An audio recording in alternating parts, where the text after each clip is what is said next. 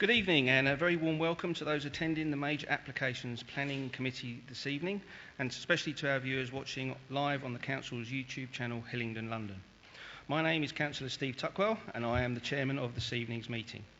Details of the business to be considered today is shown on the agendas, copies of which are accessible online underneath the live broadcast. For those present in the room and intending to speak, please note that you will be filmed and any statements you make will be recorded and made public. A reminder to anyone speaking today that your voice will only be audible online if your microphone is switched on. For fire alarm arrangements, we are not expecting a fire drill, so if the alarm does go off, please follow officers and the fire exits out of the building to the designated meeting points. For mobile and tablet devices, for those in the room, please switch off any mobile devices before the meeting starts or put them onto silent. Please note that councillors on the committee may use their laptops or tablets during the meeting to view the agenda paperwork.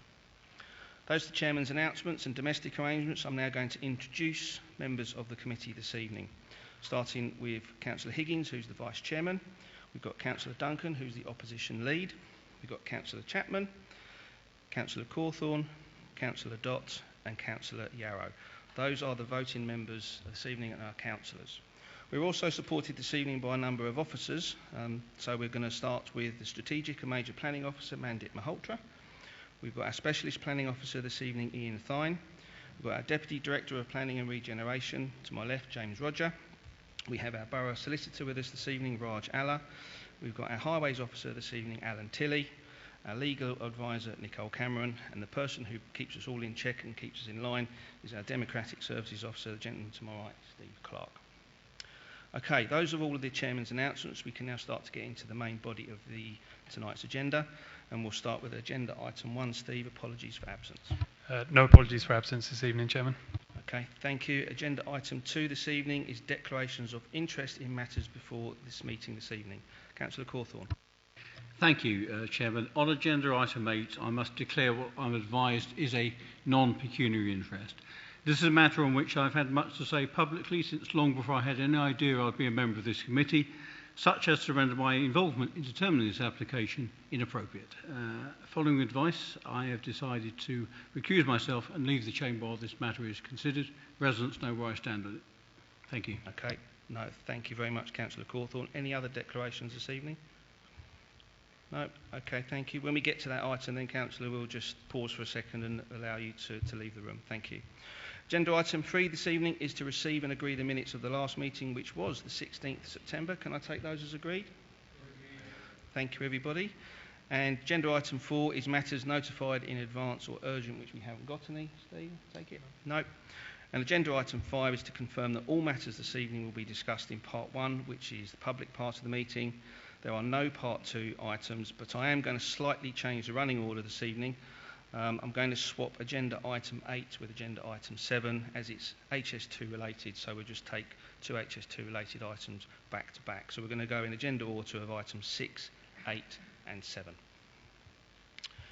Okay, I think that brings us to agenda item 6, which actually gets us into the main body of the applications this evening. So we're going to be talking tonight on agenda item 6, which is the land at Harville Road.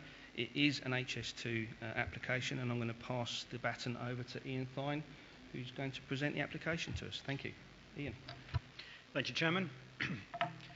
Thank you, Committee. So item 6, land at Harville Road in Harefield.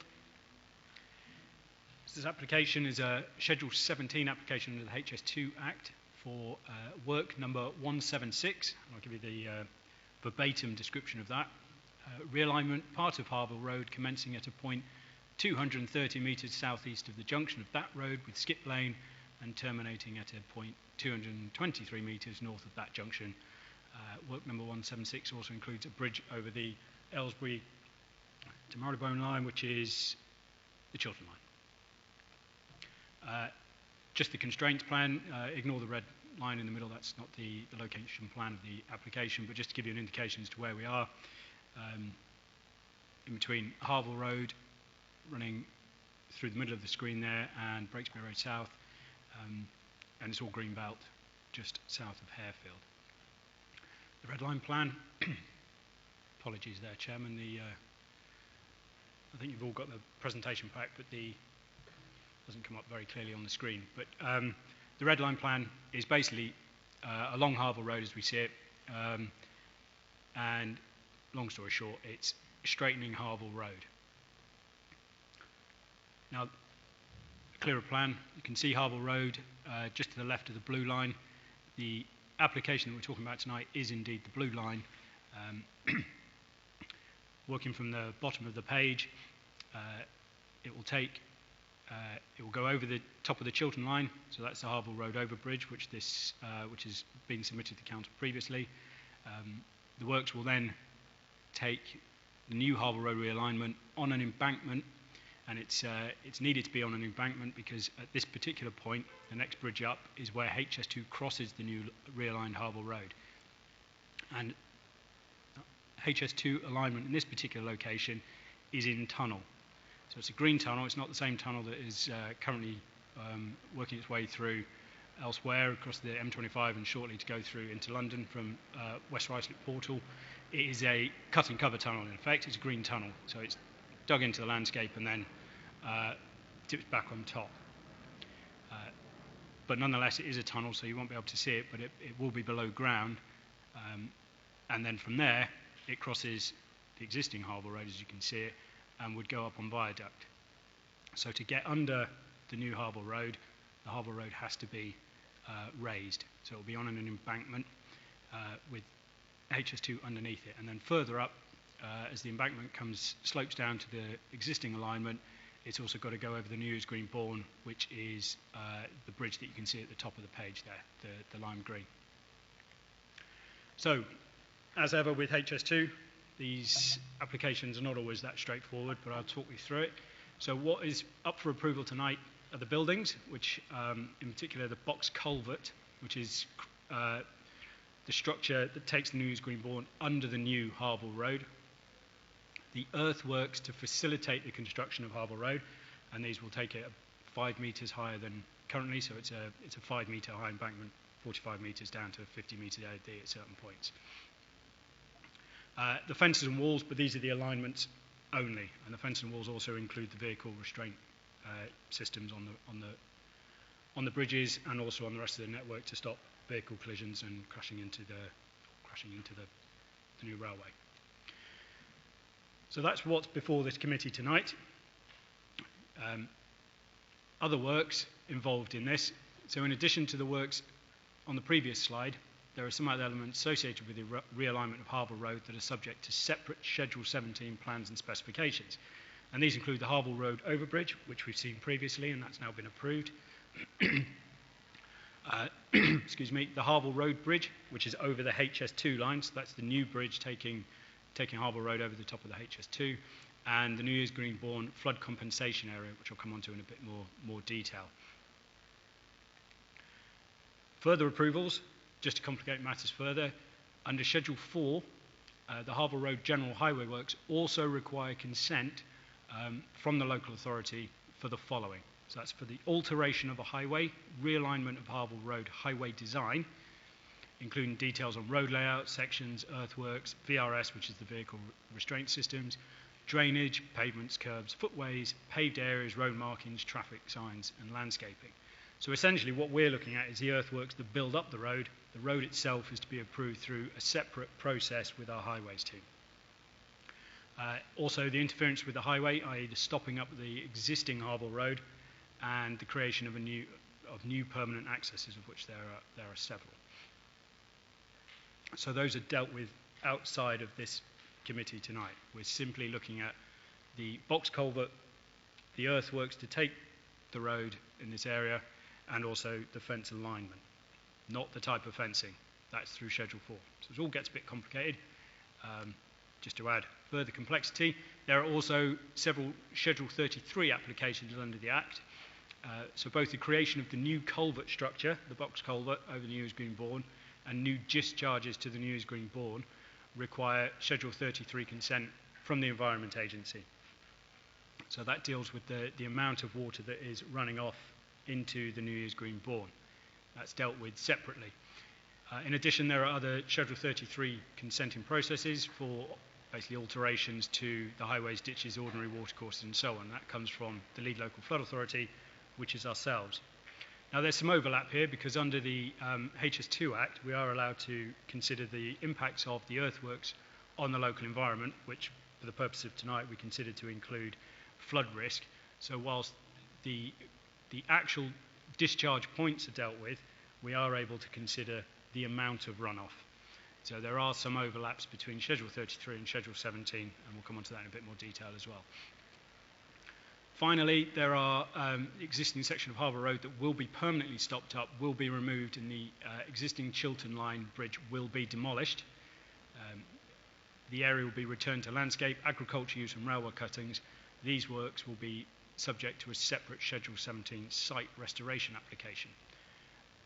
Finally, to complete the picture, once all this work is done, but before they bring it into use, they will require the consent of this committee to make sure they have done everything. So as we've talked about in the past with HS2 applications, we get bits of the jigsaw and ultimately they all stick together, and it's making sure that they've stuck together in accordance with the way that we wanted.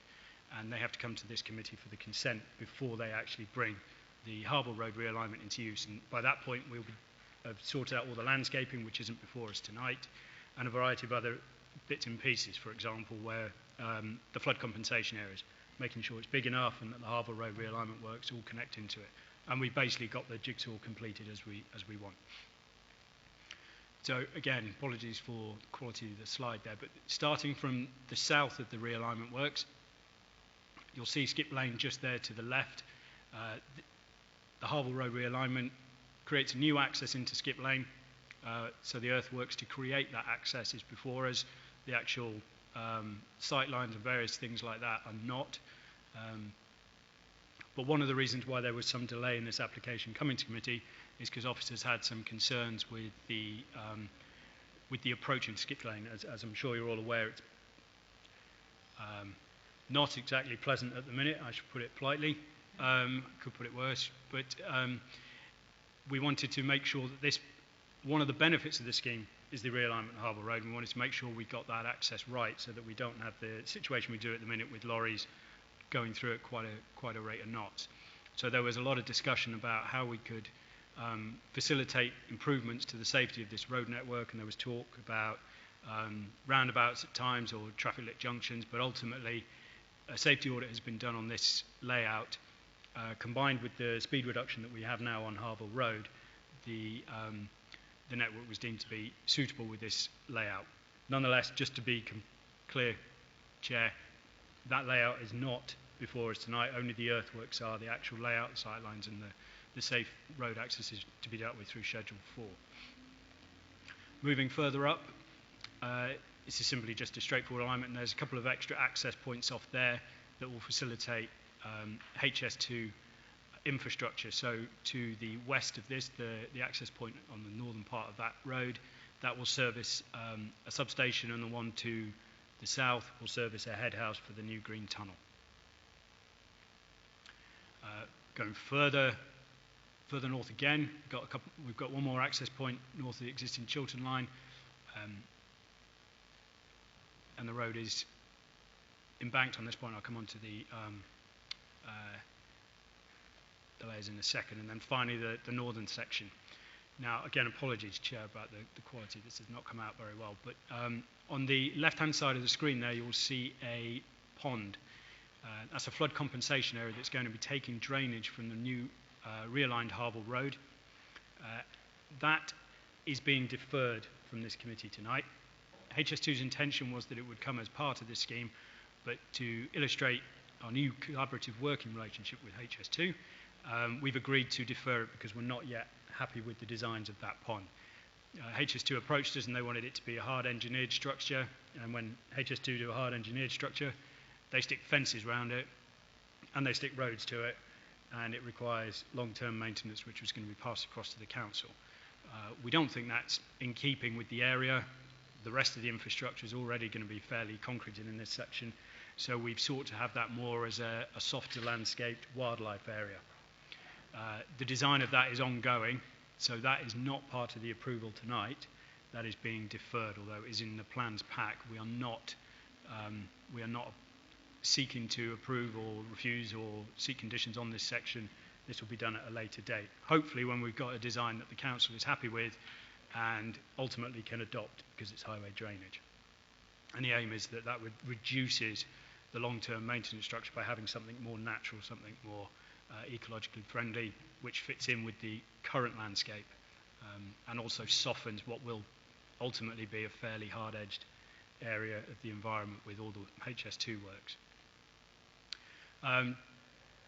Just to illustrate the type of slopes we're talking about, they're about a 5-metre slope from top to bottom. So the road network in this area will be raised. It will stick out from where it is at the minute.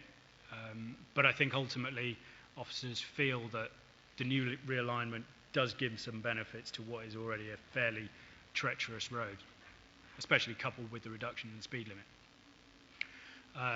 Just also flagging up that the materials open for consideration tonight on the earthworks is to preserve the local environment and the local amenity, to preserve a site of archaeological or historic interest of nature conservation, and importantly, if we don't like what we see tonight, we would have to be identifying modifications to HS2.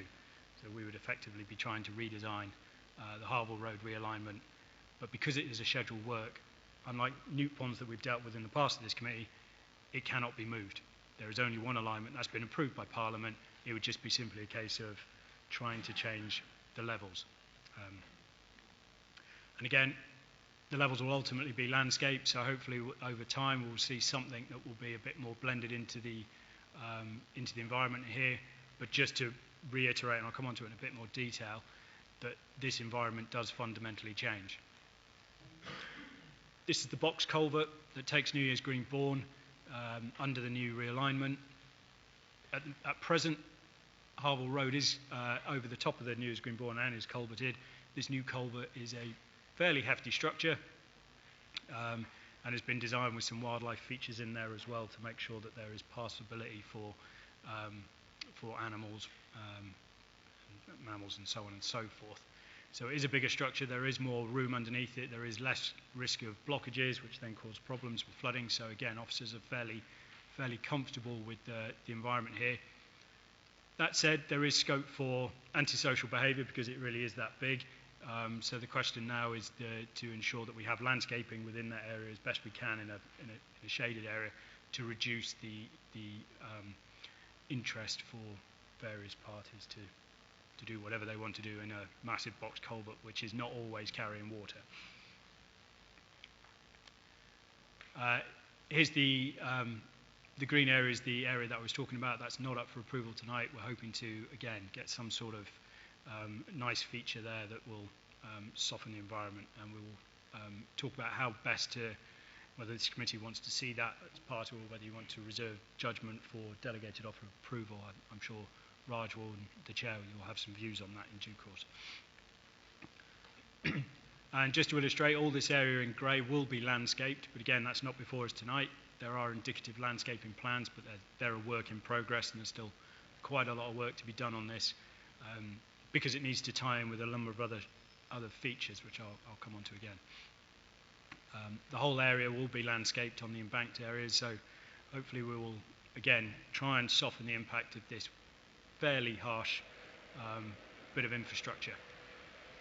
And that's just down to Skip Lane, where we will, there is some area for landscaping, trees, shrubs, that kind of thing, albeit within the safe working environment of a highway. Just to illustrate, put this into context, again, it's not overly clear, apologies for that. The broken squares on the centre of the page, that's the Copthall Tunnel. So you can see the Copthall Tunnel working with the Harwell Road realignment, which is the blue line going from bottom of the screen to top.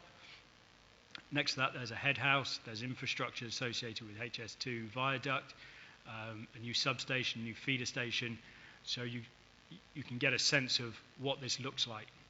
There is in plan form. These are emerging plans of what the Copthall Tunnel looks like, starting at the top right of the screen, coming through the Copthall Covert, as we know it at the minute, was heavily wooded, is now cleared, and then emerging just to come underneath the new realigned Harwell Road. and you can see the extra accesses that are coming off there. You can see Skip Lane Road to the very right of the screen. There's a grey box, which is the Chiltern line, and then as you move along the road to basically the middle of the screen, as you can see it, there's two new accesses, one to service a rail sidings, which will be basically a maintenance sidings, which is retained for HS2, and then to the south of the screen, that's the head house you can see just there before the tunnel emerges underneath the Harbour Road realignment. All the flood compensation areas and access to swales and drainage, that will all require their own types of access road as well. So you can start to see quite a lot of infrastructure here that we need to try and soften with the landscaping. And just to illustrate the point further, this is the high-speed line coming out on underneath the new Harbour Road. Again, the picture's not great, but hopefully you've seen these images elsewhere and you'll be able to see the vehicle restraint systems and the approach to landscaping, which hopefully will almost bury some of the HS2 infrastructure so it can't be seen. So coming on to the main concerns, the archaeological impacts and the flood risk. So the second one is dealt with under local environment, and the top one is specifically mentioned in the HS2 Act. Part of the interest, they found an old tile kiln in this area, which GLASS, the Greater London Archaeological Advisory Service, who provide our advice to us on all archaeological matters, have advised is an archaeological feature and one of note and of interest. Initially, they sought to try and have some modifications to the alignment so that it could be protected, but ultimately that wasn't the case. So the solution, after a lot of discussion, I won't read this out in its entirety, but you've got this before you as part of the presentation pack. But essentially, it's going to be retained in situ. There will be a method of construction that allows it to be retained, so we know where it is. It's been recorded, but ultimately will stay underneath the Harbour Road under the realignment. And there you can see it, tile kiln in blue, and there's going to be protection mats put on top. Now again, HS2 weren't intending on doing this, but this is going back to the discussions that officers had with GLASS, with HS2, to seek modifications. We've had discussions on appropriate condition. I'll come on to that in due course, which we've agreed with HS2. But it illustrates our working environment, illustrates the standing now of this committee and the case law that allows us to raise these concerns, and it shows HS2 responding positively.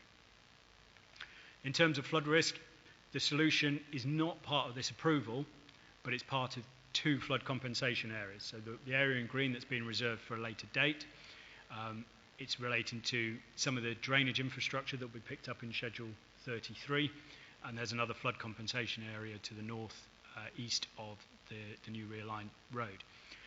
So what this tells us is that, again, these discussions have been going on for some time, and one of the reasons why this has been delayed is because we were very concerned about the impact of this scheme on flooding. We have resolved to come up with a solution, which isn't part of this proposal, but we wanted these to be identified first before we approved this scheme, so that we knew what piece of the jigsaw we can put in at a later date. We've got the principle of those pieces, we've just got to work up the design and the detail, and they will emerge at a later date. And again, Chair, we'll talk about the area in green in due course, but I think we've resolved the situation with flooding. Environment Agency have given us a no objection. We've got some concerns still, but they will be dealt with through Schedule 33. So in terms of what's for approval tonight, there is no further cause for concern with flood risk, subject to meeting the specifications, the principles set out in this slide, being met within those other parts of the jigsaw. And again, if we're still unhappy by the time they come to us with a bring into use application, then we'll have some further hard discussions and further challenges of HS2 at that point. So, to conclude, Chair, the recommendation from officers is approval subject to a condition to ensure the works are carried out in accordance with the proposed archaeological protection, and there's a condition specifying the exact plan. The original intention was to condition the need for the method statement, But as Borough Solicitor rightly pointed out, how the works are constructed is not open to this committee. It's what is constructed, so the design and external appearance, not how it's done. So the method statement included a number of other ways and means that they would need to protect the archaeological interest, but it's only really the actual plan that we can secure. So we don't need HS2's consent, but we felt, given where we have been previously with HS2 in this committee, we felt that that was right, and they have given their approval for the condition, so we should have no qualms about putting that condition on. And as I said, in terms of flood risk, it's just to make sure that the rest of the design and the works that come forward are in accordance with what we've agreed in principle. So they're not before this committee tonight, but they will come forward at a later date. And again, if they're not adequately resolved, along with landscaping, we can deal with that through the bring into use application. So there you go, Chairman. Thank you very much. To you. Thank you, Ian. And again, as ever, a very technical subject that's been articulated really well, which I'm sure will support members in their questions going forward. But before we open it up to members' questions, I'm just going to invite Raj Alla, our Borough Solicitor, to give us his words of wisdom for all things HS2. Over to you, Raj. Okay, thank you, Chairman, and a very good evening to all of you.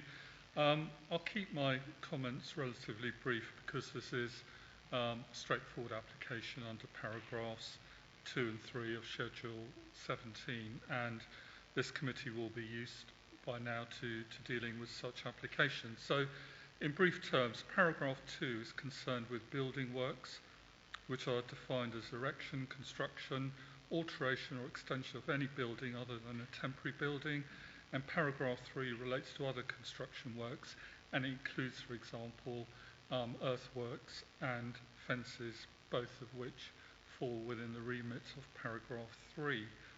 Now, the recommendation in the report is to approve the Schedule 17 application, but as Ian mentioned, it is to be subject to one condition, which is set out at the bottom of page 2 of the report, and which is before members on the slide at the front of the chamber.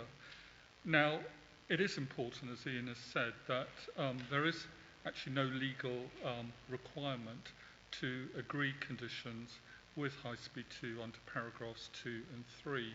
The only circumstances where we require their consent to impose a condition is under paragraph 6 of Schedule 17, which relates to lorry routes, and you'll be used to be dealing with those as well in the past. But the point here is that there has been a meaningful discussion with High Speed 2 Limited about the condition, and they have agreed a condition which is acceptable to officers and which we are recommending for approval to this committee.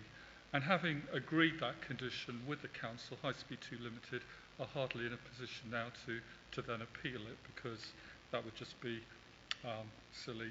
So what we have is a situation where you have to be satisfied as members of this committee that the design or external appearance of the works ought to and could reasonably be modified, and then you have the usual 3 scenarios: to preserve the local environment or local amenity, to prevent or reduce prejudicial effects on road safety or on the free flow of traffic, and the one which is directly applicable here is to preserve a site of archaeological or historic interest or nature conservation value. And although High Speed 2 Limited have agreed this condition, it is still for members of this committee to satisfy themselves that the imposition of such a condition would equate to a modification of the external appearance or design of the works in question. And my advice is that it does meet that particular legal test. I'll stop there, Chairman. Thank you. No, thank you very much for that, Raj, and I'm sure members have taken on board your points, which now brings us to questions from members. Councillor Higgins. Thank you, Chairman. Just a couple of things. I would like the pond to come back to committee. I mean, I don't know how other members feel about that. I think it's important. that Harefield is a lovely place, and we want to keep it that way. So I would like to make sure that the pond blends into the thing. The archaeological find. The question here I got here is that can that be moved? It seems a bit silly that you find this archaeological find and then you bury it under concrete. You know, to me it doesn't sort of make sense, but you're probably going to tell me why. The other question is time schedule of works. Obviously, we do want a Harefield to be able to be accessible by residents, so we don't want Harville Road to be out of action and then Moorhole Road to be out of action and Breakspear Road to be out of action. We need to make sure that is in a way that it can still work in that area. You talk about Schedule 4, which is not up for us to discuss here, but when you had the slide up about Schedule 4, it didn't say, you mentioned traffic calming issues, because now it looks like a racetrack now. It's a straight road right into Harefield, so I'd be really concerned about speed on there. All my concern was on that is that you talked about traffic, but it wasn't on there. Is that normal, or would you put it on that recommendation that traffic calming, because when you showed me Schedule 4 it wasn't there. Those are my questions. I try to get them all out in one go. Sorry about that. Thank you, Councillor Higgins. A couple of points there, I think, was the issue of the archaeological sites and then scheduling of roadworks. I think that summarises that, doesn't it? And the pond. Thank you, Chair. Thank you, Councillor. I think in terms of the pond, completely agree with you, and I'm warmed by the belief that we should have a pond that fits in with the landscape there. These things always become a bit of a contentious subject between engineers and people who are a bit more environmentally friendly, if I can say that. I just did. As for the kiln, the advice from Glass is that it's retained in situ. Now, the kiln is not a structure. It's not a thing as such that you can just take out. It's the way that the earth has been formed and been used over time to fire pots and whatnot. So it is to be retained. There's been a couple more found elsewhere. It is basically underground at the minute. It was only discovered as a consequence of these works. So we've recorded it, retained it in situ. But I agree, it does seem somewhat odd then planting a load of material on top of it. But at least we know that it's there, and we know that it's been preserved for the next time someone wants to realign Harville Road. In terms of the construction programme, it's a very good point, because that's what officers are grappling with at the minute across the HS2 works. But in relation to this one, HS2's proposal is to construct it offline, in effect. So you keep the existing alignment working as best they can. I appreciate that there are some concerns at the minute on Harville Road. But the intention is that they build the new road offline and then basically hook it up in a short space of time. Obviously, there will be impacts with the demolition of bridges and things like that. So it's not before this committee, because that's a Schedule 4 matter. But I will take it away that officers will keep you informed as to how that construction programme works. In terms of traffic calming, again, that is related to Schedule 4. So the highway has to meet our specifications and our requests as a local authority. I think you're absolutely right. I mean, at the minute there's a sense that you're leaving an urban area and into the countryside, and people do put their foot down. We have addressed that through the reduction in the speed limit. And then obviously, I mean, if Alan wants to add anything in relation to what would trigger any further traffic calming in the future, what's been put before us is the vehicle restraint systems to ensure no impacts or no cars flying off onto the high-speed network. But you're absolutely right. If there are concerns down the line, what is the process for introducing further traffic calming? That's not before this committee. That would be through Schedule 4 discussions with HS2. And if Alan wants to say any further words on what might influence further traffic calming down the line. Thank you, Ian. Did you want to add anything to that, Alan? Thank you, Chairman. The Council is working with HS2 on a project called Reducing Speed Limits in the north of the Borough. That's going to be funded through the HS2 Road Safety Fund, and it does include reducing the speed limit along Harville Road. And as part of that, there will be vehicle-activated signs provided. This is all subject to the receipt of the funding and capital release and other due council approvals. Thank you, Chairman. Okay, no, thank you. Councillor Higgins, you okay with that? No, thank you, Chairman. I think they've covered everything. All my point about the traffic calming is that it wasn't in your schedule for that, it was on the screen for us. So in future, if it's possible to put that in, because it is a main concern for a lot of residents. If we wanted a speed camera, would that be in that budget too, Alan? Thank you, Chairman. Speed cameras are provided through a partnership that includes Transport for London and the police, so the council would have to make representations to that partnership. It's not something the council does ourselves. Thank you. Thank you. I think all councillors have scribbled down there's an HS2 Road Safety Fund. I've certainly written it down for future reference. But there you go. Right, Councillor Duncan. Thank you, Chair.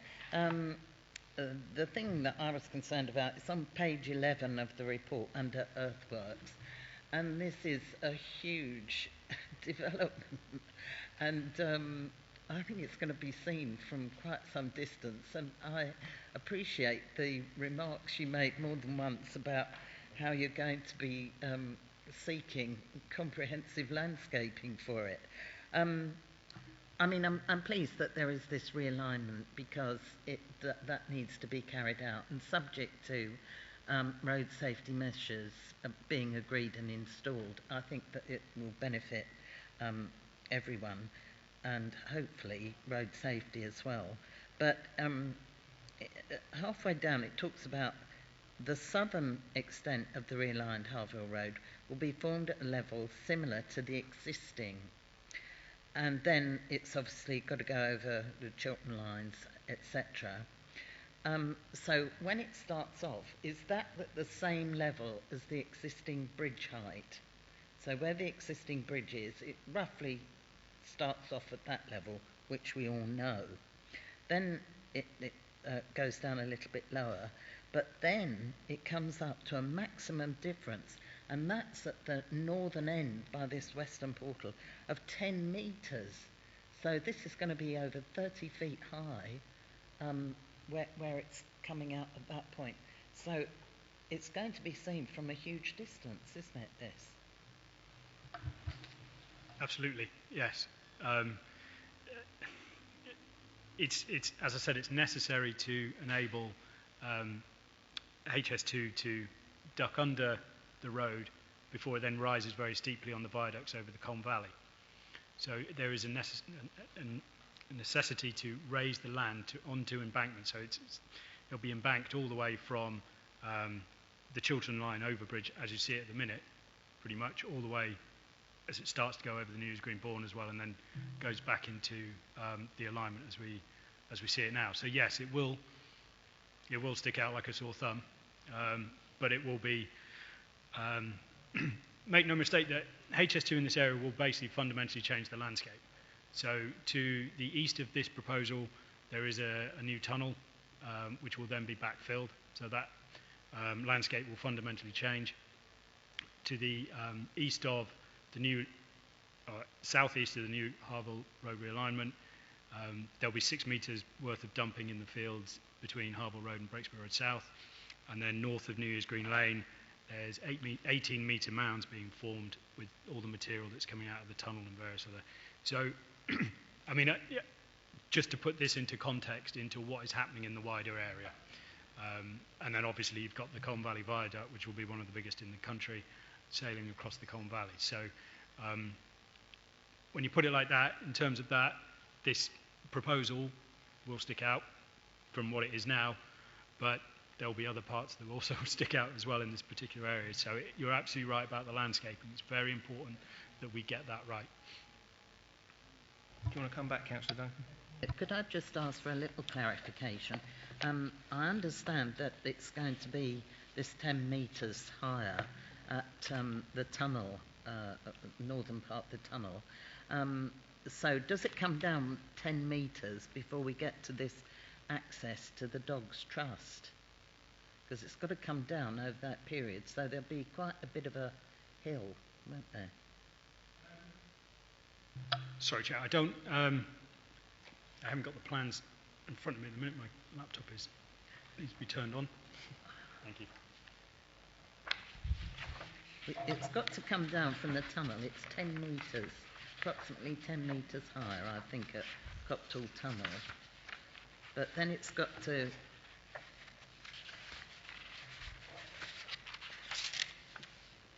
come down over that distance, because it's got to go over the Bourne, Yes. Newyears Green Bourne, and then it's got to be at existing road level when it gets to the Dogs Trust, That's right, yes. hasn't it? So it's got to come down 10 metres. Yes. Quite From north to south, yes. Not from So, east to west, yes. yeah. North so, to south.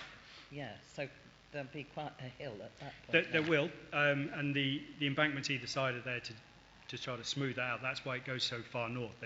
The New Year's Green Bourne is a key point to cross. It has to cross it quite high to maintain that steady sort of hill, if you like. So that's why it does go quite far north. So the slope is 10 metres north to south, but there's about 5 metre banking from east to west. So the embankments holding up the road are 5 metres. Yes, thank you for that clarification. Thank you. No, It's thank going you. to be enormous. Thank you. Indeed. A change of landscape, I think, is what was said, and that's what we're likely to have to put up with. Councillor Cawthorne, you indicated, followed by Councillor Yarrow. I did, thank you. I was intrigued to hear Ian talk about a new collaborative working relationship with HS2. I must have missed that one at some point, but never mind. This is enormously complex, this matter we're considering. It's a job to know what's exactly before us and what isn't, in spite of Ian's best efforts to begin with. My question is really looking for some clarity around what's on page 21, the comments from flood and water management. So that first paragraph there is quite powerful in terms of what's being said about the discharge rate not meeting Hillingdon's requirements. I'm taking it from what you're saying, Ian, this is something that is yet to be resolved and sort of takes place at a later stage in the process, and it has to be resolved before anything further can happen. Am I understanding that correctly? That's correct, Councillor. Our runoff rates are very stringent in normal circumstances. HS2 have reduced their specifications, which are not the same as ours. Now, runoff rates can be quite high if you have somewhere to hold the water back, and that's the scope of the flood attenuation ponds that we're trying to work with to make sure that they contain the correct amount of water to hold back. So runoff rates are one side of things. Now, the flood and water management comments are strong and robust, but again, there is a Schedule 33 process which we have access to resolve those issues, and also these two for the flood compensation areas as well. Thank you, that's fine. Thank you. Councillor Yarrow? Thank you, Chairman. I think both questions have in some way been partially answered, but my question was, with referring to flood risk, do we know what the gradient of the new Harville Road is going to be? We do know what the gradient is, and that's what's triggering the need for the two flood compensation areas and the swale system that takes the water off. So we know that we know the size of these areas. We've just now got to put them into the landscape and make sure that the outfalls from the road network connect. I mean, as it stands at the moment, I drive up and down the existing Harville Road, and the road is extremely wet. And I don't know whether that's because of an overflow of what they're doing, or whether in fact it is runoff from the existing road. The existing water on, as we speak, is from, we understand, from an affinity water leak type. A leak. Okay. Which, coupled with the mud on the network, is causing some problems, but officers have sent the appropriate warnings of enforcement across to HS2 and affinity water, so hopefully we'll see some resolution to that fairly quickly. Okay. An enormously complex application that has some good questions, but we need to move it forward. I've not seen anybody else indicate they want to speak. So do we have anyone who wants to move this one forward, propose it? Councillor Duncan? Sorry, Chair. I don't mean to interrupt you there, Chair. I just wanted to just come back to the pond before the vote is, just to make sure that we properly captured that, and also captured it in the decision notice that it requires that those plans are subject to approval at a later date, and that we want them to come back to committee. Sorry, Chair, just to... No, you're absolutely right. I've got that written down here, but you're absolutely right to get it included. So, I'm going to call you Councillor then. Mandip, did you want to make a comment? The two things that we need administratively to do is to firstly amend the description of development to remove the pond from the description of works. The second thing we probably need to do is add an informative to say, notwithstanding the ponds that are shown on the plans, and there are two specific plans. Ian's got the numbers. They're 741121 and 7411 and 11. Both of those show the pond, so the pond is not approved, albeit everything else on the plans is approved, just for clarification. And when we're voting to delegate that for you guys to do all that on our behalf, yeah? Yeah, so I was just going to suggest, Chairman, it might be best to delegate it to me to go through the final details rather than agree them all at this point, if committee are okay with that. Councillor Higgins. Committee would rather that it came back to committee, the pond details. Yeah? So, I'm going to make that quite clear. Sorry, I was just saying that it's probably best to delegate to me to clarify exactly the plan changes and the description change, but obviously I wasn't going against the recommendation for the ponds coming back to committee. Okay. Councillor Duncan, you might want to change what you're going to propose potentially, but there's a few extras on this one now, so over to you. Yes, thank you, Chair. Yes, well, I propose the officer's recommendation as in our report and as amended in the details that have been given by officers, please. You saved me a job there, thank you. Having to summarise all of that. So can I have a seconder on that, please? Councillor Chapman? Okay. Happy to second it, Chairman, yep. Excellent. So we're proposed and seconded. Can I take a show of hands, please? In favour of the officer's recommendation and the added bits? That's unanimous, Steve? Unanimous. Okay. Agenda item 6 is approved this evening. Thank you very much for a good debate on a very technical subject. Okay. We'll allow Councillor Cawthorne to make his exit, so we'll give ourselves a moment or two, and we'll go on to agenda item 8 now, everybody. As we remember, we are skipping agenda item 7. Thank you, Raj.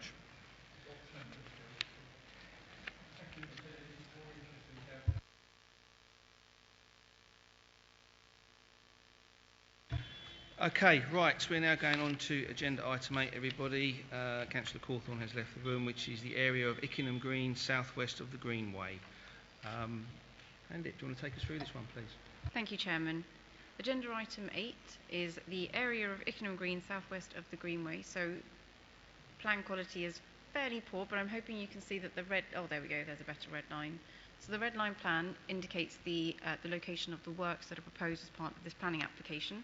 The application site is within the Greenbelt, and you can see the brown shading of listed and locally listed buildings which are located around the entrance to this compound.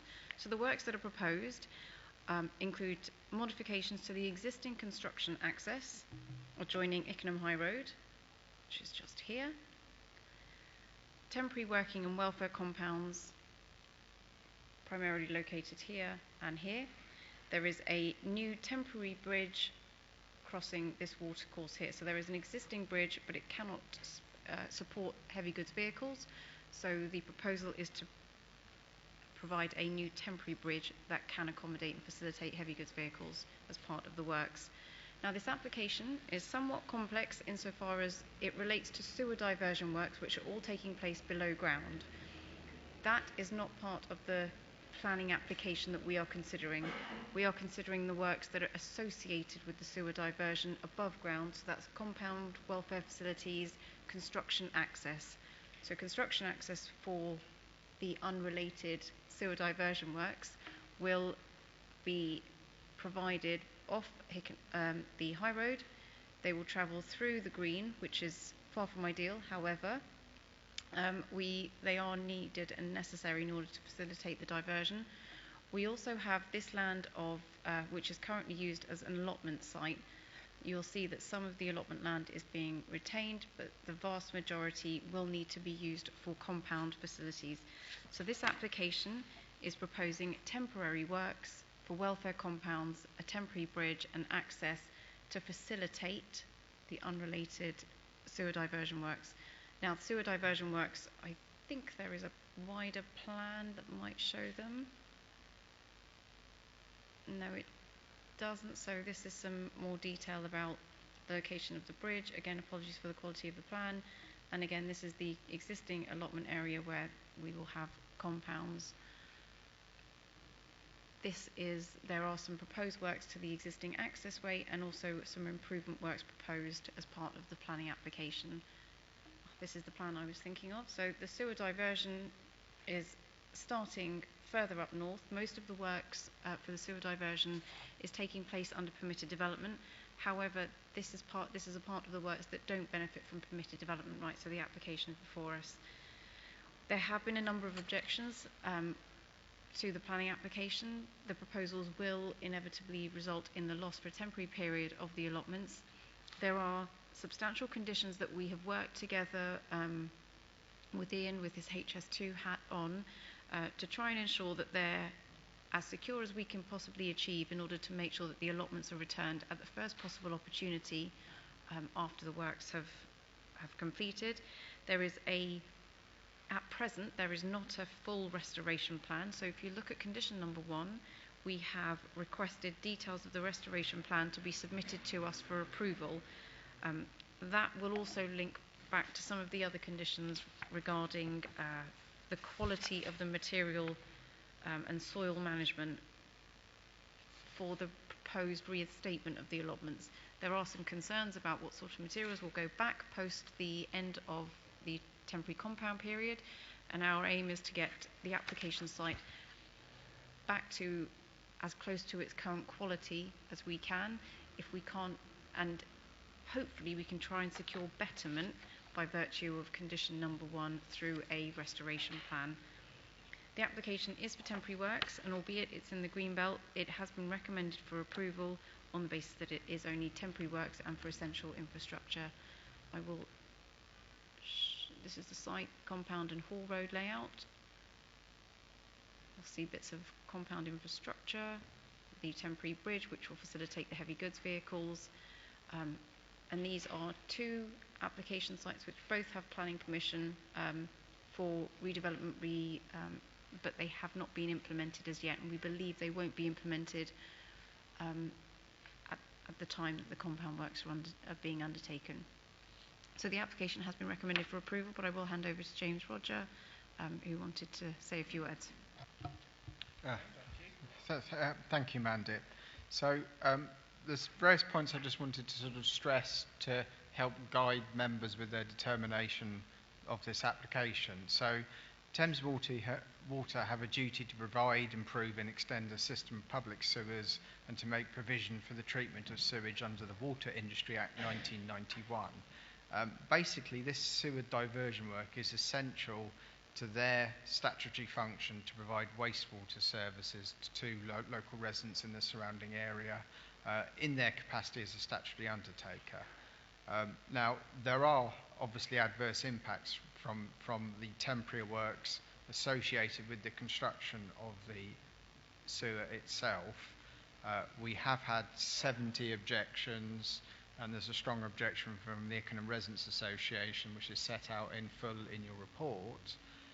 However, one of the big issues that officers have considered when determining this application is that, in effect, Thames Water haven't really had any other option other than to undertake these proposals as they are proposed through this application. And I think this is quite important, because if we were to, dare I say it, be in an appeal situation, I think it would be very difficult for an inspector to be considering anything other than allowing an appeal. And then this then turns me to the quite important point of planning conditions. So this is a planning application because it is submitted by Thames Water, it's not HS2. So what we have in effect are 9 planning conditions.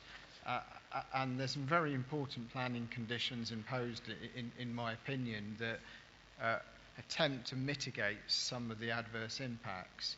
So condition 1, which relates to the restoration. Now, a key aspect of any restoration is ensuring it happens in a timely fashion, and the way we've constructed condition 1 is exactly with that in mind. So I would say it's a quite robustly worded planning condition in terms of tying down the timescales. And then there's other important conditions to do with tree protection, a structural condition survey to do with the locally listed building, the Soldiers' Return public house, contaminated land. So there's a quite important set of planning conditions here. And I think some members may guess as to where I'm going with this.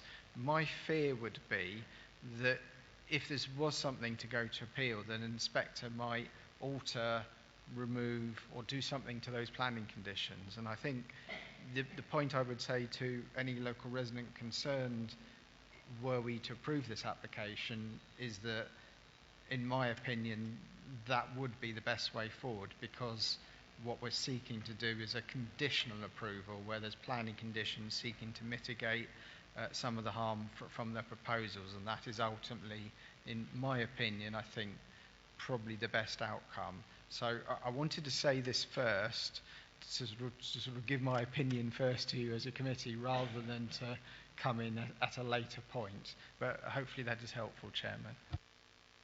Okay, no, thank you very much for that, James, and very well put, and very heavily conditioned application, I have to say as well. So we're now at the point where we're going to invite members to ask questions, and I can see Councillor Higgins has indicated. Thank you, Chairman. Yeah, I think well said, James. I think, unfortunately, let's be honest, none of us want this at all to happen in the borough, but, you know, things have to happen, and it's better for us to be in control of something rather than let it go to appeal and not knowing what the outcome's going to be. My 2 questions, though, and I'm quite happy to propose this, but my 2 questions are, there is a bridge there that's going to be going, that's a new bridge for heavy goods vehicle, and is there a temporary road going to be put in, and if so, what is the materials that temporary road will be, and we're making sure that whatever we put in there is environmentally friendly for that area, because there is wildlife on there. I know, you know, it's probably like seal, but and insects and stuff like that, which are really quite helpful to our borough. That's what keeps us where we live. So if someone can come back to me on that, and I'll propose it. I think, James, you wanted to come in on that, or Mandip? So because my colleagues have been very involved with the details of this, I was going to look right first, if that's possible. Okay. Who wants to pick up Councillor Higgins' question on temporary roads and materials and the like? My understanding is, and I will double check with you, Councillor, but my understanding is that it's an aggregate type of road, so it's not tarmacked as such, but it's not a matting. It will be fairly nasty for the environment. Obviously, there will be a removal of trees and shrubs to make way for it, and it will be a fairly hefty structure, because obviously it's got to take construction vehicles and then through the mud and through the wet weather as well. So, excuse me, I understand it will be an aggregate type road. And the bridge will be well, I said it's a rather ugly, nasty temporary bridge that. All I'm really sort of trying to make sure is that the bridge is put in a position where it's not damaging banks and stuff like that. So that I appreciate that it has to be a certain structure to hold those vehicles, but I also want to make sure that the bridge is not damaging with those heavy vehicles going over. The officers walked the site with Thames Water, and just to give you some background onto that, they selected the route based on where the worst trees are, where the fairly low value scrubland is. So whilst it on plan it does look awful, the best or the least worst scenario was reached. In terms of the bridge, the bridge has gone to the Environment Agency as well to make sure that it spans the watercourse as best as it can to reduce the risk of flooding. But ultimately there will be some damage, obviously. And the key thing to understand from this, and that's why we've got a restoration condition on, is that Thames Water are required to make good the land. I put it back to what it was before, but what we're trying to do is ultimately, hopefully, seek some sort of betterment out of that. We just need a bit of time to work through with Thames Water to do that.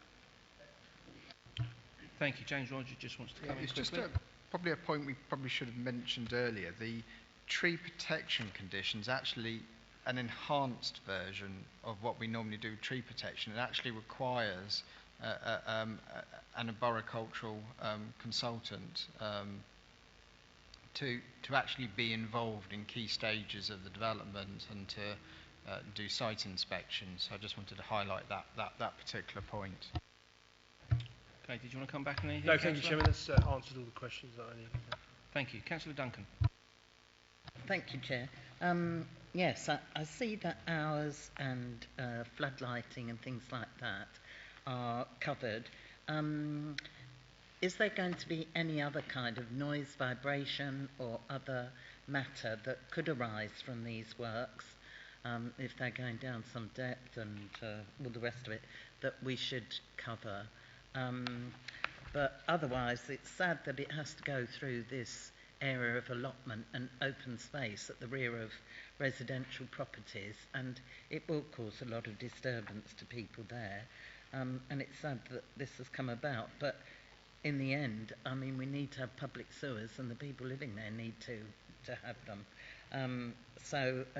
You know, I will second that, just subject to the information about any other possible areas we might need to protect residents from. Thank you. Ian, can you pick that one up, please? Thank you again, Chair. Thank you, Councillor.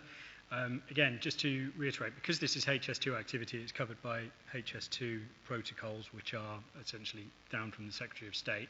So there is some comfort that we have enforcement powers away from the normal planning regime to try and get HS2 to do this, or Thames Water on behalf of HS2 to do this as best as possible. In terms of noise, it's a very good point, because the noise and vibration from the actual tunnelling is quite nasty, but the tunnelling is not part of this application.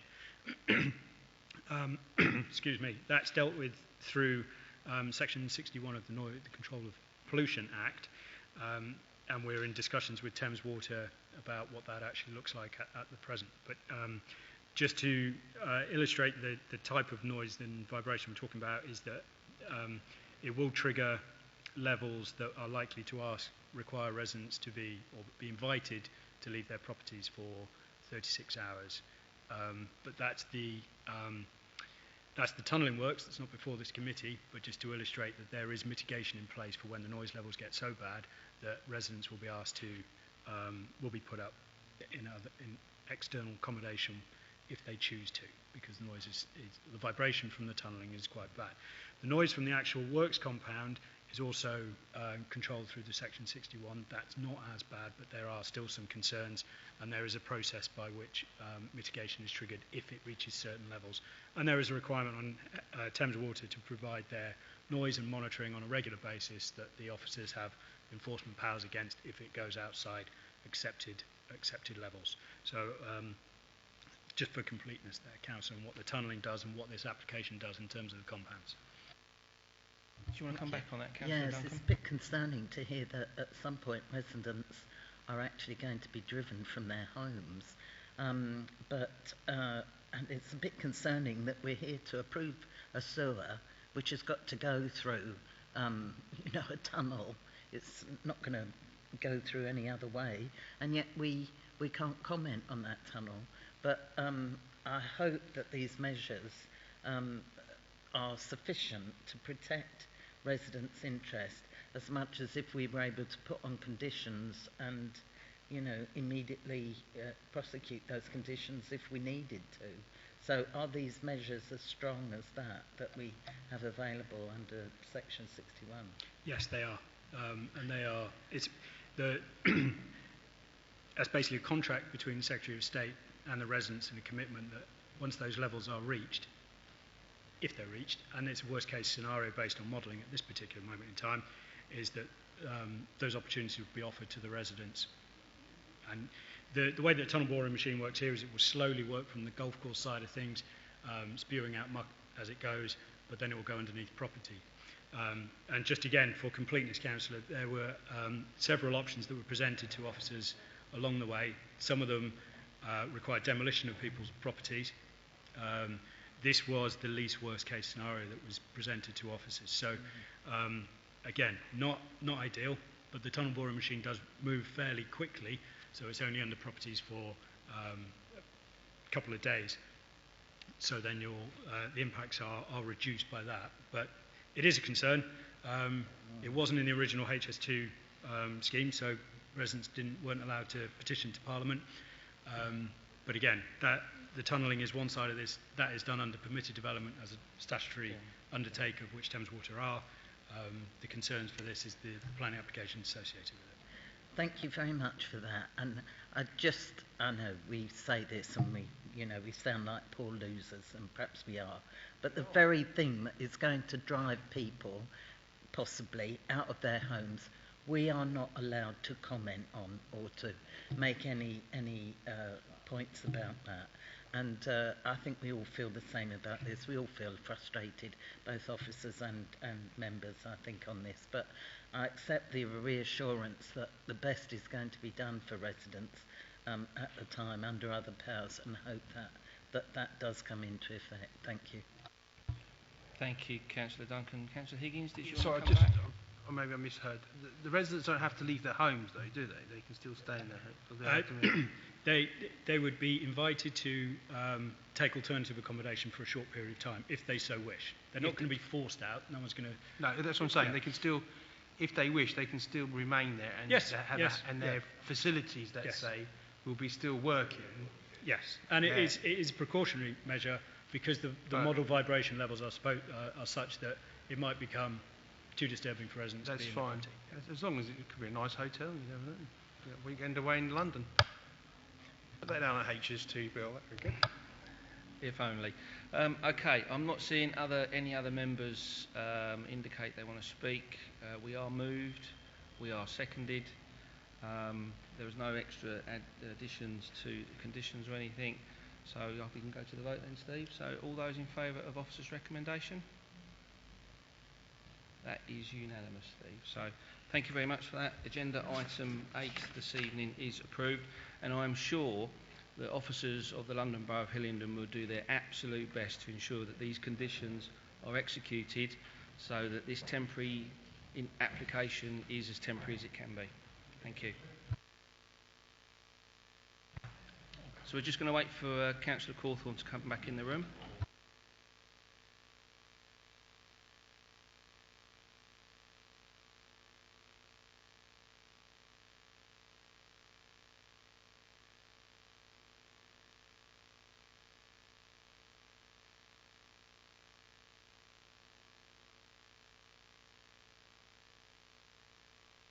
Okay, I think welcome back, Councillor Cawthorne.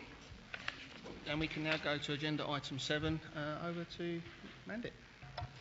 Thank you, Chairman. Agenda item number 7 is the Northwood Health and Racquet Club on Ducks Hill Road. The application seeks planning permission for the permanent retention of a 3-court tennis air dome and its associated works. So the application site is located within the Greenbelt, as shown on the constraints plan before us. The site itself is obviously an extensive site. It's the Health and Racquet Club, so incorporates a large expanse of land, but the area that we're specifically interested in is the area that covers the tennis courts. So for some background on this, a planning application for a temporary structure over the tennis courts was granted permission at the site for 3 years. Now that application has now expired, and the applicants came back to the planning department earlier in the year to ask for a further temporary planning permission for the retention of the air domes. Now, this is an image of the air dome in situ, so it's fairly extensive. I do have some other photographs, so I'll go through them first. So this is what it looks like at a distance, but the primary reason for, or the purpose of it, was to enable the courts to be used all year round, all conditions. There was no objection to the principle of that. This is a sports facility within the green belt, so we want to encourage its use, and this was we thought, a temporary solution. Now, the tennis club have not actually been able to make full use of the temporary structure, primarily because of COVID. They've had limited usage of the facility, and initially they came back to ask for another 3-year temporary permission. I think it might have been 5 years, I can't remember.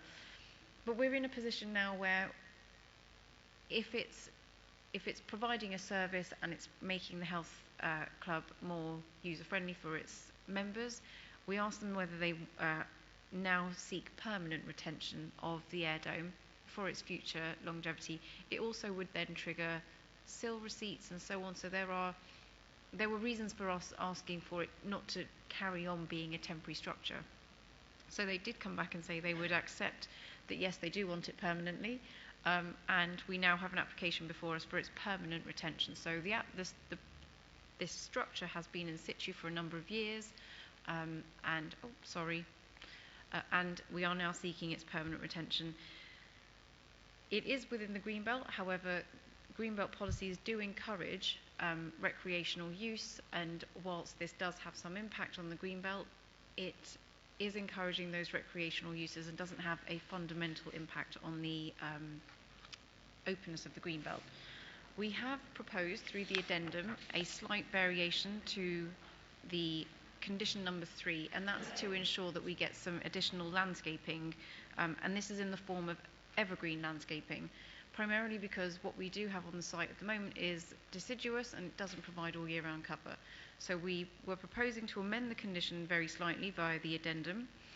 I have just realised, however, that we haven't actually put a maintenance plan in, so part number 2 should have read a 5-year maintenance plan to ensure that anything that dies is then replaced. So my verbal request is that we also add the maintenance plan as a part 2 to the condition that we're already amending via the addendum, just to ensure that we have an element of screening of what is a large structure, albeit it is some 200 metres from the nearest residential properties. But betterment is better than the blight from seeing this during the winter months. So yes, the application is recommended for approval with that, with the addendum change and an update to provide a maintenance plan. Thank you, Chairman. Thank you for that, Mandip. I take it then we're going to delegate authority to update the maintenance plan. So that's what we'll be voting on. Councillor Higgins. Thank you, Chairman. Yes, very pleased with this. We might get another Emma, another winner. I think that'd be good. And it is used for, I'm led to believe that it was originally, I don't know whether it still is now, but it was going to be used for development of tennis players anyway in the borough. It was one version of it. But no, I think it's great. We don't have the weather to play tennis all year round, and this just gives them an extra opportunity to get people playing tennis. I think it's a good thing. The thing I did notice that you didn't have a maintenance plan, but you covered that, so that's fine. So I'll propose it. It's not a problem.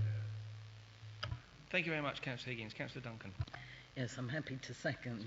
Thank you, Chair. And I'm glad that the addendum sheet shows that the landscaping is to be strengthened. I think we don't need a plethora of these in the green belt.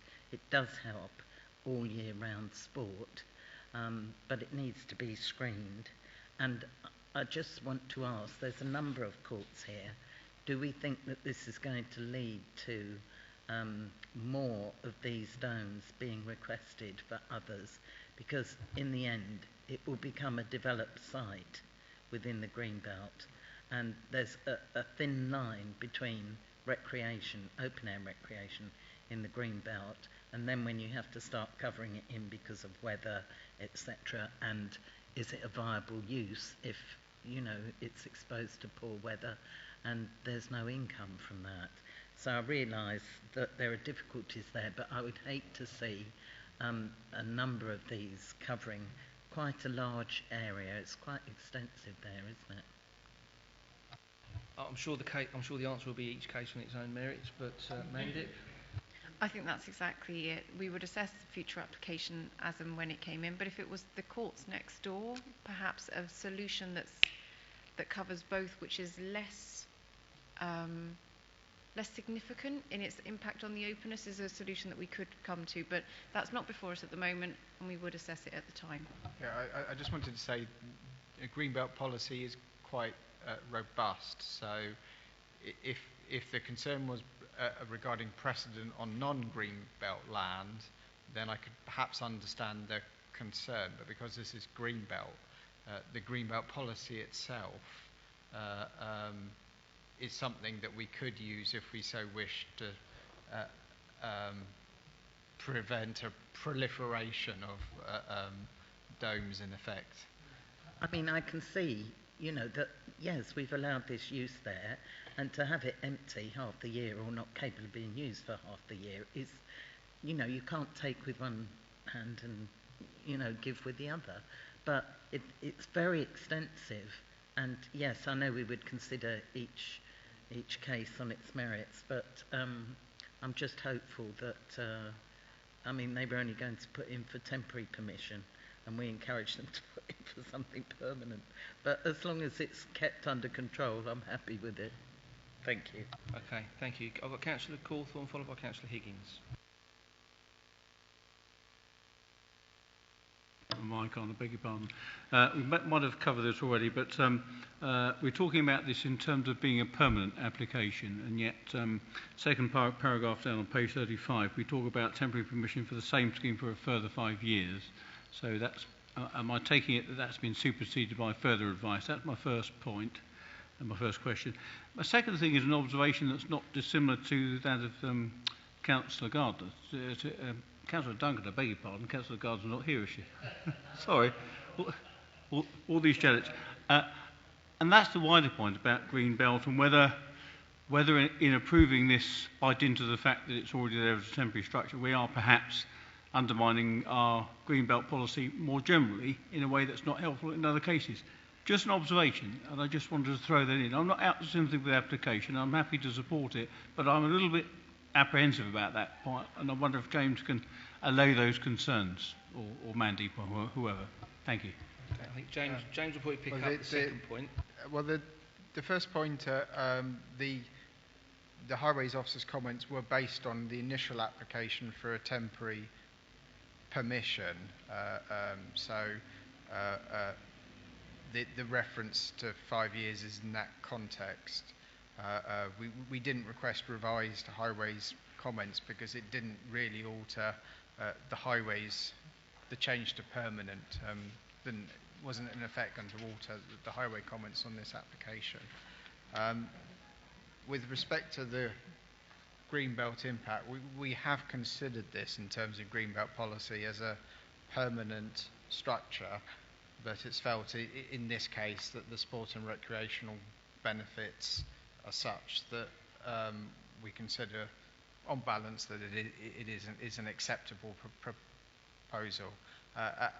The point I was making earlier with reference to Councillor Duncan's question is that Greenbelt policy is robust, and what it does mean, I think, that in effect we would deal with each application on its merits with respect to the impact on the Greenbelt, and the robustness of the policy is such that if there was a different proposal for a dome and we felt that the location, for sake of argument, was going to have a very adverse impact on the surrounding landscape or on the various factors that are important in terms of the Greenbelt itself, then we would, I think, be able to refuse such an application. But as Mandip said, it really would be each application on its own respective merits in effect. But with respect to this application, your officers are satisfied that there would be substantial sport and recreation benefits from the benefit of having all-weather tennis courts. And as Councillor Higgins alluded to, it does give the opportunity for sort of various different tennis programs to occur throughout the year, whether it's youth development or junior tennis. Clubs such as this, you tend to get the entire range in effect of ages and abilities in effect. Thank you, Chairman. Thank you for that, James.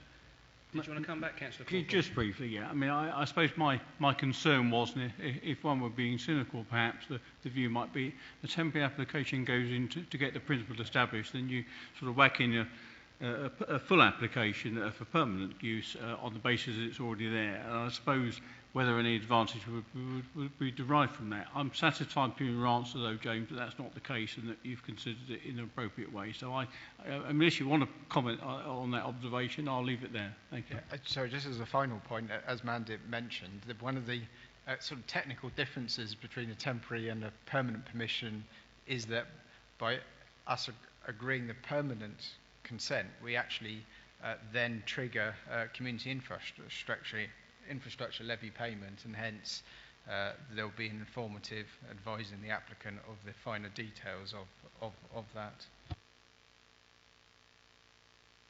Okay, Councillor Higgins. I'd like to come back. There's a benefit, there's a financial benefit that the officers just said, but these are temporary structures.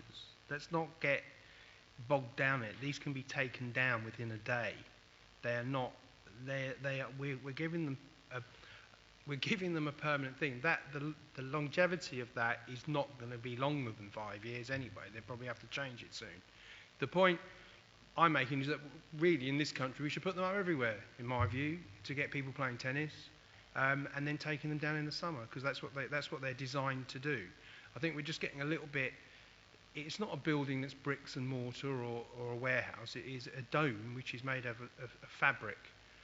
So I can understand members getting a bit thinking about this, but we're going a bit too far with it. It is a temporary structure, but we're giving them permanent use to use it all the time for the next 5 years or whatever it is. So I think we're just sort of flogging a dead horse here, really. So, anyway, I still propose it, and. I was going to say you change your mind on your movement of the item. So, okay, now thank you, Councillor Higgins. I'm not seeing anybody else indicate. So I think we've exhausted questions on that. So we're moved and we're seconded. Can I have a show of hands, please, for this application? Take that unanimous. So agenda item 7 and the addendum, yes, and the addendum that was discussed. So agenda item 7 this evening is approved. Thank you very much. That brings us to the end of the meeting. I'd like to thank members, I'd like to thank officers for your support this evening, and I'd like to thank members of the public who might be watching on YouTube, and just bid everybody a good night. Thank you.